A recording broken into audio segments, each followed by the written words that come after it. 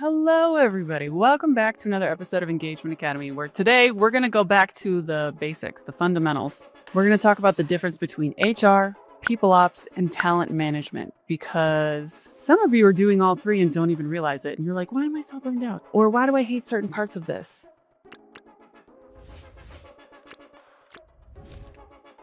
A lot of you know that HR titles can be all over the place. I've done some market research, and sometimes that part of the survey is like so funny because the job titles are whimsical sometimes. Some people think that having the title people ops is just a fancier way of saying HR, and that's actually not true. So we're going to get clear on the difference between all three and break down what these roles are, what they do, and why they matter. So first up, let's just talk about traditional HR. Head of HR, VP of HR, Director of HR, HR Manager, HR Generalist. These are traditional, compliance-focused administrative roles. If you think of a house, this is the really important structure. This is building a home, metaphorical for like your workplace. Like your employees need a place to go to provide them shelter that's functional. So technically, someone who works in HR is associated with policies, legal requirements, handling issues like workplace disputes. They own payroll and benefits, compliance and labor laws, employee relations and conflict resolution, and risk management. Now, for some people, and I love these people because we need them, some people are like all in on, like, I'm a payroll freaking specialist. Like, I am the global head of payroll. Like, that is a skill and that is a passion. That is something that I would never want to do because nobody would ever get paid. And I would be very disengaged. That's not what I, care about. But think about people in these traditional roles, although to some that might be like, oh, I can't stand that part of the business. Some people are really passionate and good at providing the structure of the home for your employees to like even survive in, okay? We're going to keep going with the house metaphor. We're going to talk about people ops. Think of people ops like the furniture in the house and the decorating and the music and like the food that's being cooked and just the general vibe, okay? Because people ops or people operations is strategic, culture focused, and employee experience driven. Now that's a different skill set. People ops is focused on how do we make everything more efficient? We need our policies and our structure and our HR to run the business, keep the lights on.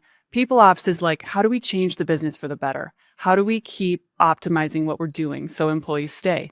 They're super focused on creating a great work environment. So their core responsibilities are employee experience, which I've taught you on the show. Experience is what drives engagement. We don't just drive engagement. We find and fix the broken moments of our employee experience. Those are like the daily moments and too many meetings and we don't have the right tools. And when you fix that stuff over time, then you drive engagement. They're the ones finding the next latest and greatest HR tech and how can we automate things? How can we use something that integrates with Slack to get people to have a coffee chat so people feel more connected?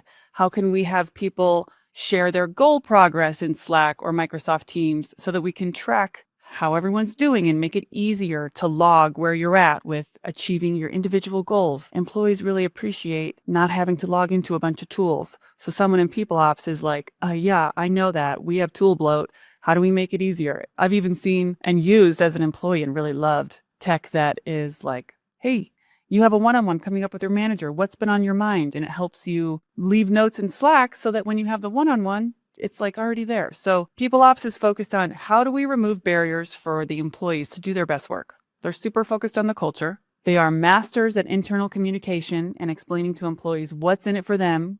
Why are we taking this survey? Because we want to do better by you and we need to know what we're doing that could be better so you could do your best work. And they look after any kind of like change management or performance enablement or performance management.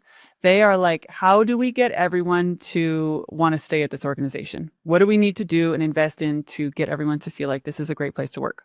So again, if you're going to create a place for your employees to thrive, HR is like the house, the structure, you need that. That's the electrical, the plumbing, the lighting, the walls and the beams and the roof, okay?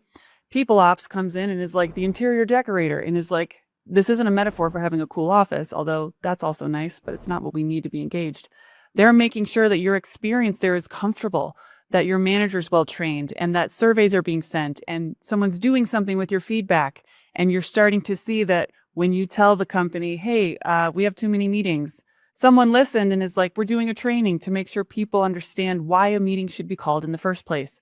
And that's the same as employees getting to sit down on a really cool, comfy couch and there's like food being cooked and there's music and everyone's hanging out. Like, this is nice. So next, let's go on to talent management. These folks are all about acquisition, growth, and retention. People who work in talent management are super focused and specialized in attracting, developing, and keeping the best employees. Because remember, turnover is normal. You need to lose some hairs on your head, okay? So the core responsibilities of someone in talent management are recruiting, hiring, employee development and growth pathing, succession planning, learning and development, and just overall retention and internal mobility. Like, how do people move around in the organization? How do we make sure employees see that there's a path to grow and what they need to do to get there?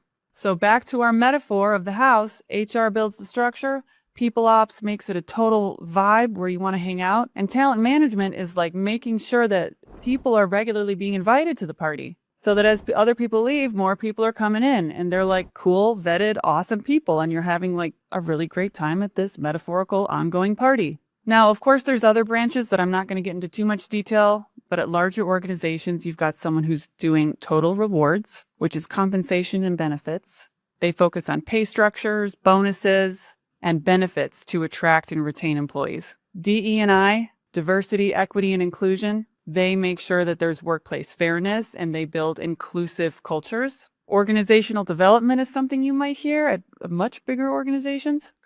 They design and implement change strategies. They also sometimes are focused on leadership development and team effectiveness programs. And then at really big organizations, you've got like workforce planning and analytics people. So they use data to predict hiring needs. Like, think Google. They got a big people team and a whole mix of a rainbow variety of disciplines of HR, people ops, talent management. But these people use data to predict attrition rates and workforce trends, industry trends, where we're going to find the next best employees and people. And that's a good competitive advantage to have those people in place. But all that to say, if you're an HR team of one, the team of two is like one person and a recruiter, which is not offloading much. It's no wonder you're so tired. Did you hear all those things I rattled off? And you do it with a smile because you come to me and you're like, oh man, I'm feeling stuck in my career. And I'm like, how many employees do you have? And you're like, 50, 80, 200.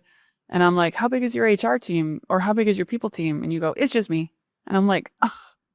That's like being the expert builder of a home who's also good at electricity, the plumbing, an excellent roofer. You're good at pouring concrete. That's just building the house. Let's say you could lay tile and carpet too, somehow. But that's also assuming you're an incredible interior designer and you can pick out furniture and you can do wallpaper and you can decorate and you can create ambiance and use like mood lighting and decorate the walls while also cooking food in the kitchen and playing just the right music to feel like a super awesome, cool local coffee shop that people don't even notice the music and they're like, this is such a chill place. I love this. While also assuming you have time to go invite people into this awesome place to work and just be like networking, like, hey, do you want to come over? Hey, cool. Do you want to come over? Awesome. You're invited. Imagine doing all of those things at once. It's no wonder you all are so sometimes burned out, exhausted, frustrated, and feeling stuck. We'll do an episode on when it's time to scale your team. But for now, just know that sometimes the reason you're not feeling so great is because your team is not properly staffed and disciplined into the things that you don't want to do so that you can do a great job at what you do want to do and what you're incredibly skilled at and what you're passionate about. Not everybody's passionate about payroll. Some people are. Thank God. We never get paid. So this episode was really just to like help you get clear on where are you going in your career? Because a lot of people tell me, Christy, I don't think HR is right for me. And I go, what? Why?